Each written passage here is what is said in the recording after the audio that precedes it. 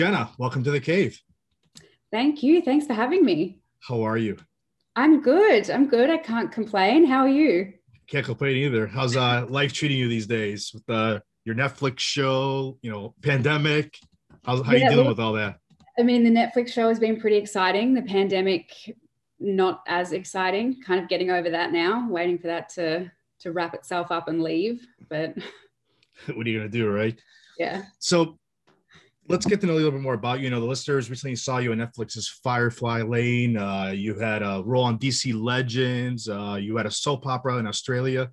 So you've been like rising the ranks slowly, but you're getting there. Yeah, slowly but surely. Obviously I'm Australian, so I started off working back in Australia, and I got to a point there where I was like, you know what, I'll go overseas and I'll see what happens. And it's that thing where you have to kind of go back to the start, essentially, kind of start off as the small fish in the big pond again. Yeah. So what made you fall in love with acting? Like, what was were you watching something on TV or a movie? Like, how did you fall in love with the arts of acting? Well, I've been doing classes essentially since I was 6. I have an older sister with Asperger's syndrome, which is on the autism spectrum. And when she was younger, mum and dad kind of put her into classes to help her with her social skills and kind of just bring her out of her shell a little bit. Yeah. And when I was little, I wanted to do everything that she did. And I saw her doing that and I was like, I want to do that. And so they put me into classes when I was 6, and wow. I just fell in love with it. It's all I've ever wanted to do. Yeah. So even going through the school and everything, and to the point where you're 18, 19, you're thinking about university or college, was that still the goal at that time? Did you ever switch or think about something else? No, I never went to university, never went to college, never. And that was something that I knew I was never going to. It was never something on my radar at all. Ever since I was little, I was like, this is it. This is what I'm doing. I'm going to make it happen. Wow. Did you, so when you were young and you were acting, what was one of your first gigs that you got at a young age?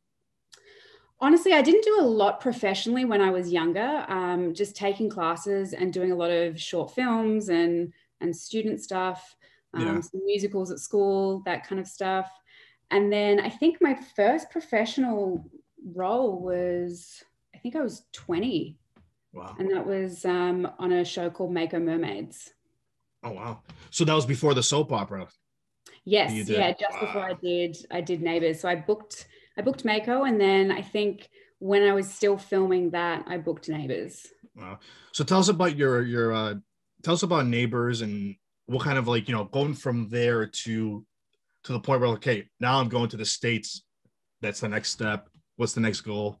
Yeah. So, I mean, I was on Neighbours for a bit over 3 years. And so it definitely works a lot differently to a lot of other shows. I mean, we're filming pretty much year round. Yeah. And you're filming 6 episodes a week. So it's a pretty quick turnaround. And so I feel like that was a super good training ground for me, because I feel like if you can be doing 6 episodes a week, anywhere upwards of 50 scenes a week, you're kind of getting prepared for anything. Oh, wow. So how different is the acting, even working behind the scenes, in Australia, than once you'd made the move here? I mean, there's not a huge difference in the acting side of things. It's just pretty much the pace of which things move on that show compared to, you'll be filming one episode at a time over here. Yeah. Or sometimes, 1 or 2 episodes at a time if you block shooting. But generally just the pace of it. So it's nice to be able to be doing something that you can take a little bit more time with. Yeah. So when did your character end in that show? What was so when you decided to move to the States for the next big thing? Yeah. So I think how I went out was just before I left, my character had a baby. She was a teen mum, and she moved states. She moved up to Queensland. So I guess the door is open there, but yeah, I'm pretty focused on seeing what's going to happen over here. So tell us a little bit about your role in the DC Legends. That was a fun one. I played Jane Austen in that. So that was super cool. Anything that I get to do that takes me to a different time period, or really delving into, especially someone that was a real person. So that was super fun. I had a great time on that. Yeah. Did you when you you mentioned real person. Did you like go back and do like a little research on that character, how you wanted to play her? Yeah, of course. Of course. Like any role, you've got to kind of delve in and do that. But yeah. So how exciting has like Netflix Firefly Lane been for you now? I mean, like this as soon as this hit Netflix, it went like right up to like number one, and like everybody's watching it, everybody's talking about it. It's insane. It's insane. It's kind of surreal. I feel like, so we finished filming over a year ago. We finished filming kind of like end of January last year. And so then we were kind of waiting to see what was going to happen with it, when they were going to bring it out. And then it got to a point where I was like, okay, come on, release it. And then all of a sudden I was like, oh, wow, it's coming out in like a week. And then the excitement kind of really set in there. And yeah, it came out, and within 12 hours, it was number one in the US and Canada. And then like within like less than 48 hours, it went number one in the world. And I think it's still sitting there after 7 or 8 days now, which is amazing. When you read the script, or when you went for the role, did you originally audition for Kimber, or was there a different role that you went for? I did originally audition for Kimber, and I remember getting the audition sides, and as soon as I read it, I was like, I have to be a part of this. This is great. It was so well written. It was hilarious. I mean, the show is a drama, but I feel like my character brings like a little bit of comedy into that. And yeah, as soon as I read it, I was like, I have a gut feeling that this show is going to be incredible. Yeah. So when I was doing a little research, I saw that the character is not in the books because the show's based off the books. So like that give you a little more like freedom how you're going to play this character? For sure. I mean, that's always an interesting thing when they're adapting something from a novel to screen or TV. You know, you want to make sure that you're doing the character justice if they are in the book. Yeah. But when they're not there and they're being added, then I feel like that gives you that complete freedom to really create something and really have a play around and come up with something that's fully your own. Yeah. Did the writers like give you like how they wanted you to portray the character, or did you have any input on the character? No, it was pretty much what I went in doing in my audition. They were happy with that. Yeah. And it kind of just built from there. Yeah. Was this a self-tape at first, or was it a live audition? No, it was an in-room. It was an in-room. Okay. It happened back before the pandemic was even a thing. So how did you prepare for this character for the audition? Well, it's interesting. This audition sticks out in my mind so much. The character description, part of it said that she is the epitome of early 2000s style, and that she's a young socialite. So instantly in my head, I was like, okay, I'm getting Paris Hilton vibes here. So that was kind of my starting point. Yeah. It ended up being quite a bit different to that, but that's where I started off as. And I was like, okay, fashion sense, early, like epitome of early 2000s vibes. So I went out and I was like, I'm gonna go shopping. I'm gonna buy really like 2000s outfit. It's going to be great. Yeah.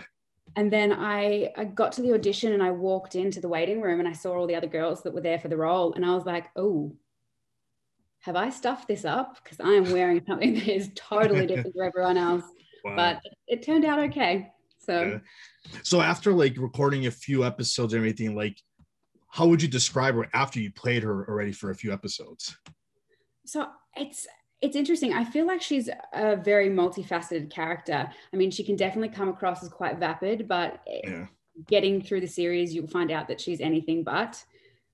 But yeah, there's a lot of sides to her that are very interesting. And I feel like being a character that is essentially the villain, it's very easy for those kind of roles to become one-dimensional. And so I feel like finding those layers is super important.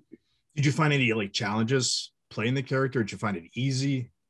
I found it quite easy, probably because I'm not like Kimber at all. And so I feel like that gives you just the range to fully go for it and play with it. I feel like when you're playing characters that might be a little bit similar to you, you go a little bit the opposite.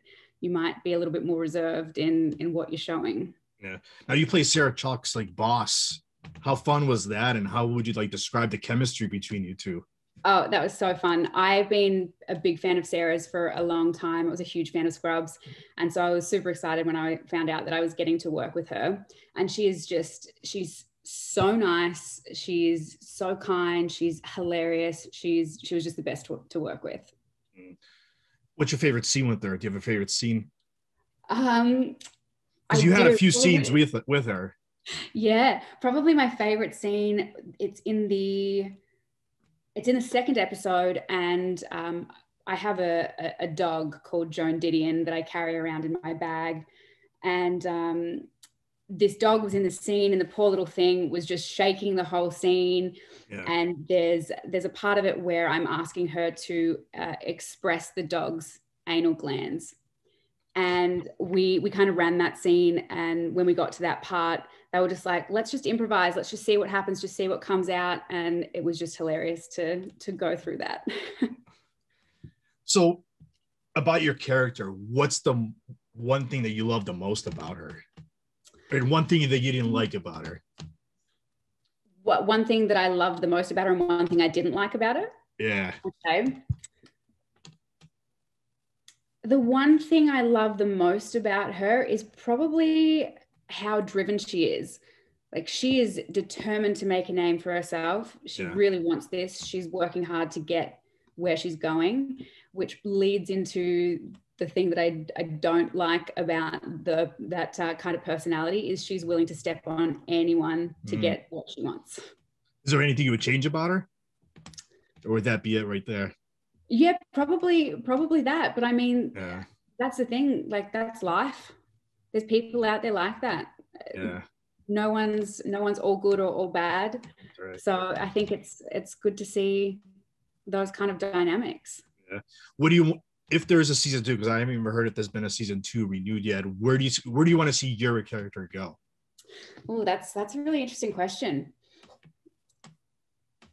I mean, I am also hoping there will be a season 2, and you know, I feel like there's a lot that they could probably do with it.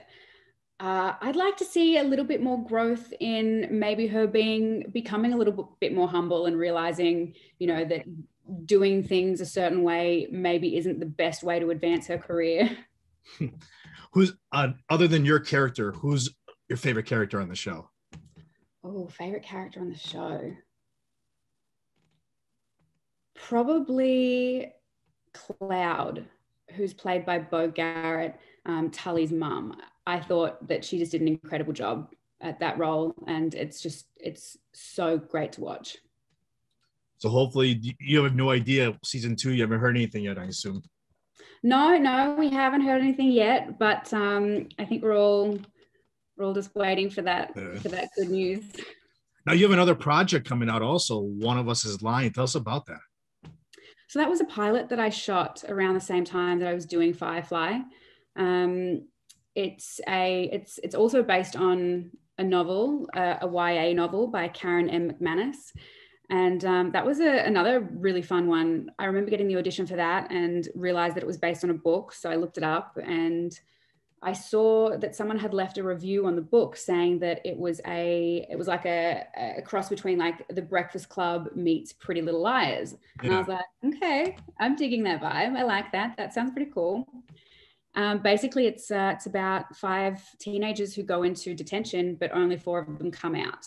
And so then it kind of turns into a bit of a whodunit mystery of who killed this kid in detention. Yeah. As I said, we shot the pilot and it did get picked up to series, but because of COVID, nothing further has happened with that so far. So again, another one we're just kind of waiting to hear about. Now, so you said you played a soap opera role, you did the drama. Do you have like a dream role you want to play someday? Is there like a comedy role, or like, because you did the not a superhero role, but you had a part in a comic role as well? Yeah. I mean, so there's a couple of things that come to mind. I do love comic books, particularly a big fan of Mark Millar's comics. One day, like, I'm obsessed with shows or movies about magic. I really love that kind of fantasy genre. So one day I would love to do something in that kind of genre.